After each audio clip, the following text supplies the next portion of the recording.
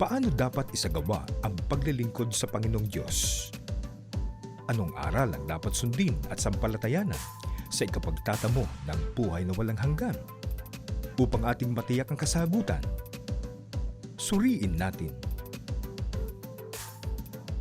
Muli pong sumasa inyo ang programang ito ng Iglesia ni Cristo ang Suriin Natin. At sana po muli namin kayong makasama sa ating gagawing pagtalakay. At tulad po ng dati, kami po ang inyong makakasama. Ako po ang kapatid na Israel Solano. At ako naman po ang kapatid na Gerson Guevara. Sa pagkakataong ito, mga kaibigan at mga kababayan, ang talakayin natin ay ang itinatanong at ipinagtataka ng iba. Alam mo kapatid na Gerson, sinasabi nila, bakit daw kailangan pa na ang tao ay mag-iglesia ni Kristo? No. Di ba? Na ang ating iniaaral at naririnig nila sa atin, kailangang maalis tayo sa sanlibutang ito. Yan ngayon ang susuriin at pag-aaralan natin. Ano ba ang ibig sabihin nun? Bakit kailangan yon? At bakit kailangan na umanib ba sa Iglesia ni Cristo? Para masagot natin yung mga tanong na yan, magsuri tayo at ang ating pinakabatayan at saligan, walang iba po kundi ang mga katotohanang nakasulat sa Biblia. Kaya simulan natin, kapatid na Jason, bakit ba kailangan pang alisin ang tao sa sanlibutan? At ano kaya ang dahilan? Mababasa po natin ang sagot yan, kapatid na Israel. Dito po sa aklat po ng Efeso, sa 2 at 12, ganito po ang itinuturo ng apostol na si Pablo. Na kayo ng panahong yaon ay mga hiwalay kay Kristo, na mga di kabilang sa bansa ng Israel at mga taga-ibang lupa tungkol sa mga tipan ng pangako, na walang pag-asa at walang Diyos sa sanlibutan. Mga kaibigan, yan po ang dahilan kung kaya't kailangan pang alisin sa sanlibutan ng tao. Gaya po ng ating nabasa, kapatid na Israel, sa sanlibutan ay wala pong Diyos. At hindi lang po walang Diyos, ang sabi nga ni Apostol Pablo, walang pag-asa at walang Diyos sa sanlibutan. Ano kaya ang katumbas nung banggit na walang Diyos sa sanlibutan? Baka kasi isipin ng iba, kapatid na Jason, nawawala ang Diyos. Di ba? Kaya alamin natin, sangguniin natin yung ibang salin ng Biblia. Ano katumbas nung banggit ng Biblia na yung mga hiwalay kay Kristo, walang pag-asa at walang Diyos sa sanlibutan? Ang babasahin po natin ay saling ang salita ng buhay sa Efeso 2:12 pa rin po. Ganito ang nakasulat. Iwalay kayo noon kay Kristo at hindi kabilang sa Israel. Wala kayong bahagi sa tipan at pangako ng Diyos sa kanila. Wala kayong Diyos o pag-asa sa kaligtasan. Kapatid na Israel, hindi po pala ang ibig sabihin na walang Diyos sa sanlibutan, nawawala po ang ating Panginoon Diyos. Nilinaw po dito sa mga talata na ating binasa na wala kayong Diyos. Sa makatwid, wala pong Diyos ang mga tao po ng sanlibutan. Bagamat sabihin na nating kumikilala sa Diyos, pero yung kalagayan pala nila itself, ika nga, walang Diyos. At ang sabi pa nga dyan, walang pag-asa sa kaligtasan. Walang Diyos o pag-asa sa kaligtasan. Kaya yung pinag-uusapan dito, kapatid na Gerson, hindi yung physical na ang tao aalisin mo sa mundong ito. Kundi ang pinag-uusapan dito, yung kalalagayan ng tao. Na kapag siya nasa sanlibutan, ang sabi, hiwalay siya niya kay Kristo, walang pag-asa, walang Diyos sa sanlibutan, na ang ibig sabihin, walang pag-asa sa pagtatamo ng kaligtasan. Kaya nga, dapat alisin, di ba? Para ang tao makatiyak ng pagtatamo ng kaligtasan. Pero suriin pa natin, bakit kaya walang Diyos gayong sinasabi naman ng iba na sila naman ay kumikilala sa Panginoon Diyos? Ganito naman po ang mababasa natin. Aklat po ng mga awit sa 14:2-3. Tinutunghan ng Panginoon ang mga anak ng mga tao mula sa langit upang tingnan kung may sino mang nakakaunawa na hinahanap ng Diyos. Silang lahat ay nagsihiwalay. Sila'y magkakasama na naging kahalay-halay. Walang gumagawa ng mabuti. Wala kahit isa. Mga kaibigan, yan po ang dahilan kung bakit sinasabi ng Biblia na walang Diyos po ang mga tao na nasa sanlibutan.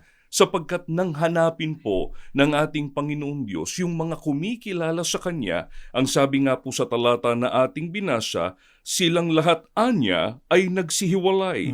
Walang gumagawa ng mabuti, wala kahit isa. Ang katumbas lang nung walang gumagawa ng mabuti, ang ginagawa nila masama. Opo. Ika nga. Wala Hindi- pong sumusunod sa mga utos ng ating Panginoon Oo, Diyos.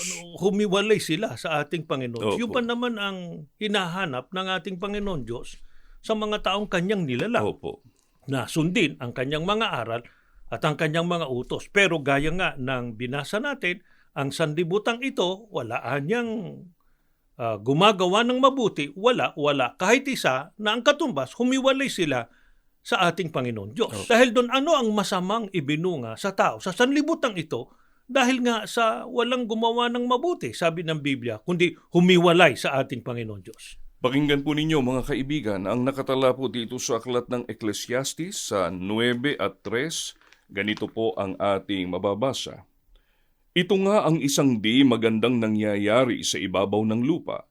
Iisa ang kinasasapitan ng lahat. Habang ang tao'y nabubuhay, panay na kasamaan ang kanyang iniisip at ang hantungan ay kamatayan.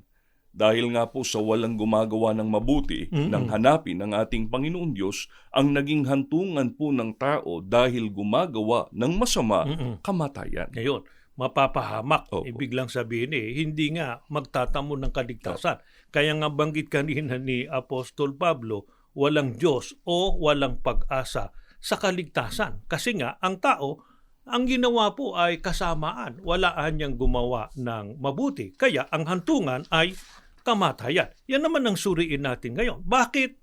Dahil sa ginawang kasamaan ng tao, ang naging hantungan niya ay kamatayan.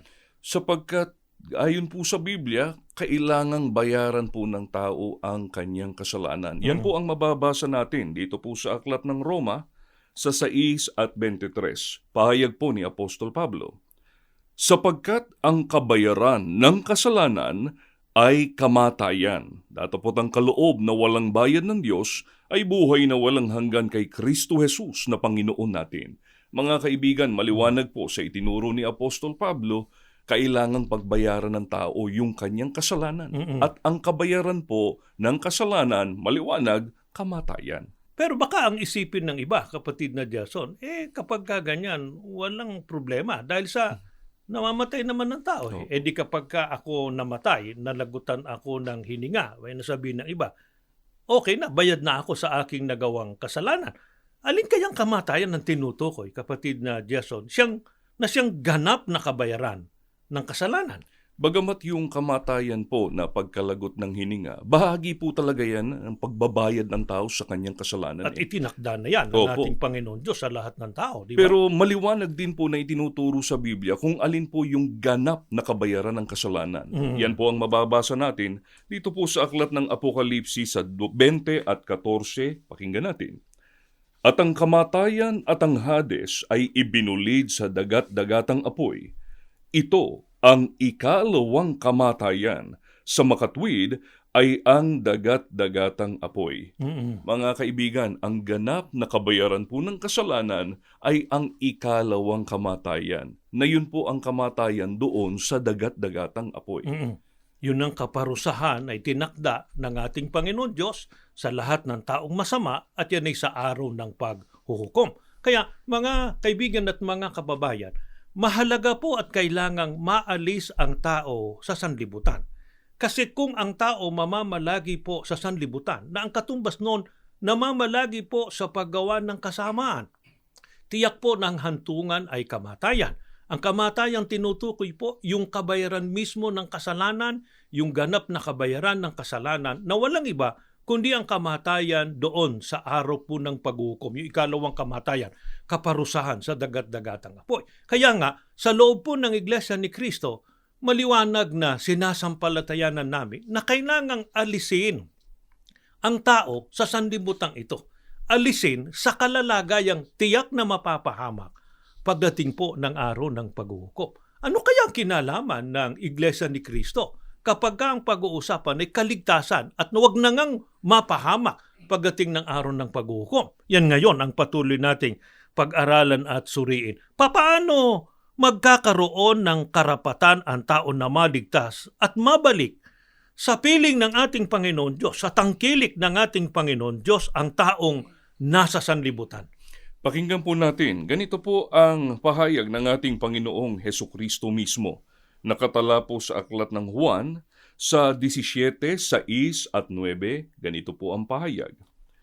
Ipinahayag ko ang iyong pangalan sa mga tao na ibinigay mo sa akin mula sa sanlibutan.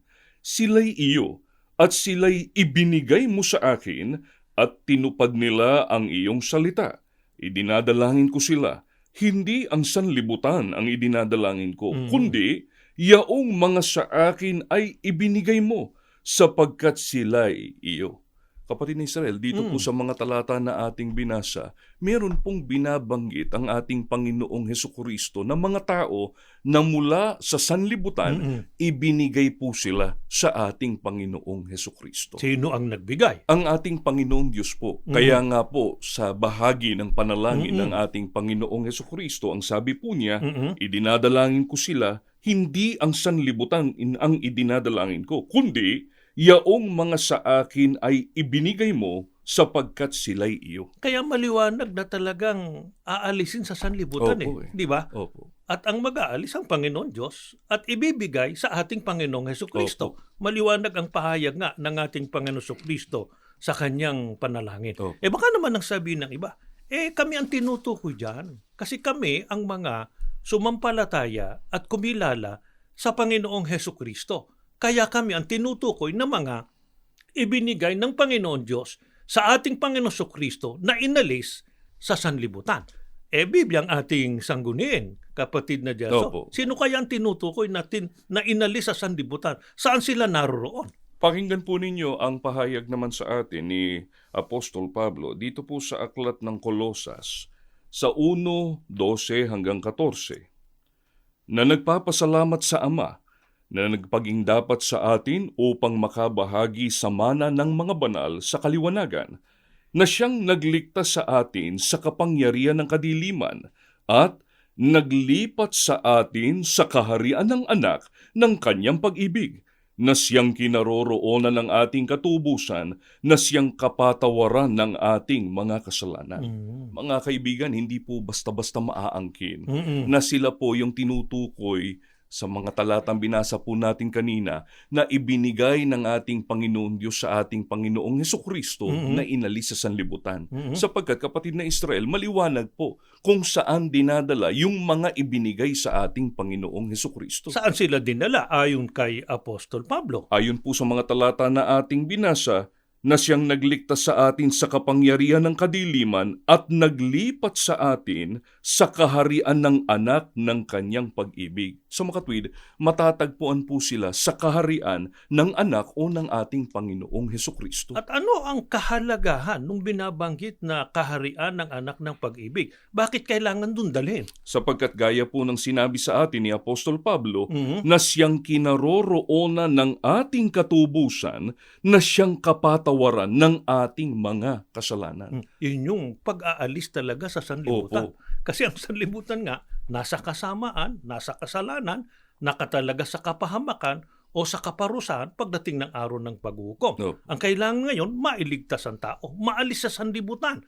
Para maalis sa sanlibutan, kailangang ibigay ng ating Panginoon Diyos sa ating Panginoong Hesukristo. At ang mga ibinigay po ng ating Panginoon Diyos sa ating Panginoon Hesukristo, yun din po tinutukoy ni Apostol Pablo, inilipat niya sa kaharian ng anak ng pag-ibig na naroon ng katubusan, nakapatawaran ng kasalanan. Opo. Kaya nga po, nakatitiyak ng pagtatamo ng kaligtasan. Pagkakataon po ito na ibinibigay ng ating Panginoon Diyos. Pero, tiyakin natin, alin ba ang pinatutunayan ng Biblia na mayroong katubusan na ang katumbas may kapatawaran sa mga nagawang kasalanan? Biblia pa rin po ang sasagot sa atin. Ganito po ang nakatala, aklat po ng mga gawa, sa 20 at 28. Ito po'y sali ni Ginoong George M. Lam sa pagkakasali na po sa wikang Filipino. Ingatan ninyo kung gayon ang inyong sarili at ang buong kawan, Narito'y hinirang kayo ng Espiritu Santo ng mga katiwala upang pakanin ang Iglesia ni Kristo na binili niya ng kanyang dugo. Mga kaibigan, maliwanag po, tinitiyak sa atin ng Biblia kung alin po yung tinubos o binili ng mahalagang dugo ng ating Panginoong Hesukristo. Wala pong iba kundi ang Iglesia ni Kristo. Kaya mga kaibigan at mga kababayan, ito po dahilan. Kaya may Iglesia ni Kristo. At ito rin po ang katotohanang ibinabahagi po namin sa inyo. Nais po namin na makasama kayo sa loob ng Iglesia ni Kristo para matamo po natin ng katubusan, kapatawaran ng kasalanan, maalis tayo sa sanlibutang ito. Maalis tayo sa kalalagayang mapapahamak pagdating po ng araw ng paghuhukom. Sa halip, makatiyak tayo ng pagtatamo ng pangakong kaligtasan. Yan ngayon ang tiyakin natin mula sa pagtuturo ng Biblia, kapatid na Jason. Opo. Ano katunayan na kapag ka nasa loob ng Iglesia ni Kristo, nakatitiyak ng pagtatamo ng kaligtasan? Ganito po mga kaibigan ang nakatala sa aklat po ng Efeso sa 5 at 23. Ganito po ang pahayag sa atin ng apostol na si Pablo, 23, 25 hanggang 27. Sapagkat ang lalaki ang ulo ng kanyang asawa, tulad ni Kristo na siyang ulo ng iglesia, na kanyang katawan at siyang tagapagligtas nito. Mga lalaki, ibigin ninyo ang inyo-inyong asawa gaya ng pag-ibig ni Kristo sa iglesia. Inihandog niya ang kanyang buhay para rito, upang ang iglesya'y italaga sa Diyos matapos linisin sa pamamagitan ng tubig at ng salita. Ginawa niya ito upang maiharap sa kanyang sarili ang iglesia, marilag, banal, walang batik at walang anumang dungis o kulubot. Kapatid na Israel, wala pong duda na ang iglesia po ni Kristo ang ililigtas ng ating Panginoong Hesukristo. Sapagkat gaya po ng sinabi ni Apostol Pablo, ang ating Panginoong Hesukristo ang ulo ng iglesia na kanyang katawan at siyang tagapagligtas nito. At hindi lamang po yun. Ang sabi rin niya sa mga talata na ating binasa, inihandog po ng ating Panginoong Hesukristo ang kanyang buhay para rito upang ang iglesya'y italaga sa Diyos matapos linisin. Ang katumbas lang nung maitalaga sa ating Panginoon Diyos, makatiyak ng pagtatamo ng pangakong kaligtasan pagdating ng araw ng paghuhukom. Opo. Mga kaibigan at mga kababayan, sana napansin po ninyo na ang unang nagpahalaga po sa Iglesia ni Kristo ay ang ating Panginoong Hesukristo mismo. Inihandog niya ang kanyang buhay para rito. Ito po ang kanyang tinubos para mapatawad sa kasalanan at makatiyak po ng pagtatamo ng pangakong kaligtasan. Ang Panginoong Hesukristo po walang pagtatalo na siyang tagapagligtas, pero tiniyak po na ang kanyang ililigtas, ang kanyang katawan o ang kanyang iglesia na walang iba kundi ang iglesia ni Kristo. Kaya sana po patuloy kayong magsuri, sumubaybay sa mga programa ng Iglesia ni Kristo, maunawaan po ninyong mga katotohanan ng aming sinasampalatayanan, magkasama-sama tayo, hindi lamang po sa tunay na paglilingkod sa Panginoon Diyos at sa ating Panginoon Kristo, kundi makatiyak tayo ng pagtatamo ng pangakong kaligtasan. Maraming salamat po sa inyong pagsubaybay at bago tayo tuluyang matapos, tayo po muna ay mananalangin. Panginoon po naming Diyos, Opo. maraming salamat po sa iyo Opo. sa magandang pagkakataong ipinagkaloob mo sa amin Amen. upang muling mahayag ang iyong mga katotohanan. Amen. Hinihiling po namin sa iyo, aming Ama, lahat po ng naaabot ng programang ito. Amen. Buksan nawa ang kanilang mga puso't isipan, ganap na maunawaan ang iyong mga kalooban, maunawaan ang kahalagahan ng Iglesia ni Kristo Amen. sa pagtatamo ng pangakong kaligtasan. Amen. Patuloy mo pong ingatan ang kabuuan ng iyong bayan. Ingatan po ang aming namamahala. Patuloy kaming mapangunahan sa masisiglang mga paglilingkod po sa iyo. Amen. Pinatawad po kami sa aming mga kasalanan. Ang lahat buong galang po naming hinihiling sa tanging pangalan po ng aming Panginoong Hesukristo. Amen. Amen. Sumain niyo po ang mensahe ng ating palatuntunan sa araw na ito. Maraming salamat po sa inyong pagsubaybay. Hanggang sa muli, Sumaatin nawang lagi ang mga biyaya ng ating dakilang Diyos.